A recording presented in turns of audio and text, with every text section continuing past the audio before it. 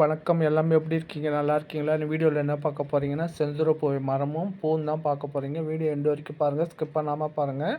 வாங்க வீடியோக்குள்ளே போவோம். ஃபஸ்ட்டு வீடியோ பார்க்குறவங்க சப்ஸ்கிரைப் பண்ணி, லைக் பண்ணி, ஷேர் பண்ணிட்டு பார்த்து புரிஞ்சு கமெண்ட் பண்ணுங்கள். இதுதான் செந்தூரப்பூ மரம். எவ்வளோ பெரிய மரம் பாருங்கள். பூ பாருங்கள், கீழே கொட்டி கிடக்கு. இதுதான் பூ பாருங்கள், நிறைய பூ கீழே கொட்டி கிடக்கு. இப்படி தான் இருக்குது இந்த பூவு. ஒரு பூவில் ஒரு கொத்தாக இருக்கும் ஒரு கிளையில். இதோ பாருங்கள் எவ்வளோ பூ கீழே கொட்டி கொடுக்கு பாருங்கள்.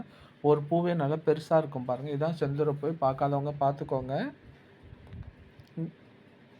இந்த பூ மரம் வந்து எப்படி ஃபேமஸ் ஆச்சுன்னா, 16 வேலை படத்தில் ஸ்ரீதேவி இந்த மரத்தை பிடிச்சிட்டு தான் ஆடி பாடுவாங்க. செந்தூரப்பூவின்னு ஒரு பாட்டு இருக்கும் பாருங்கள்.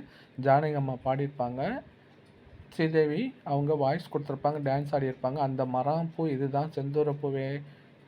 அந்த மரமும் பூவும் இப்படி தான் இருக்கும், பார்த்துக்கோங்க. பார்க்காதவங்க. நிறைய கீழே கொட்டி கிடக்கு பாருங்கள். எவ்வளோ பெரிய மரம் பாருங்கள். இப்படி தான் இருக்கும். எங்கள் வீட்டு பக்கத்தில் இருக்க, நான் வாக்கிங் போகிறவும் எடுத்தேன். நல்ல பெரிய மரம் பாருங்கள், எவ்வளோ அடர்த்தியாக வளர்ந்துருக்கு பாருங்கள். இலை இப்படி தான் இருக்கும், நல்லா பாருங்கள். இலை இப்படி தான் இருக்கும்.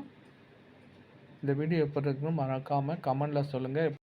இந்த வீடியோ ஃபுல்லாக பாருங்கள், அப்போ தான் புரியும் உங்களுக்கு. இப்படிக்கு நான் பிளாக்கு சப்போர்ட் பண்ணுங்கள். உங்கள் சப்போர்ட்டில் தான் வீடியோ போட்டுட்ருக்கேன். வாங்க பார்க்கலாம்.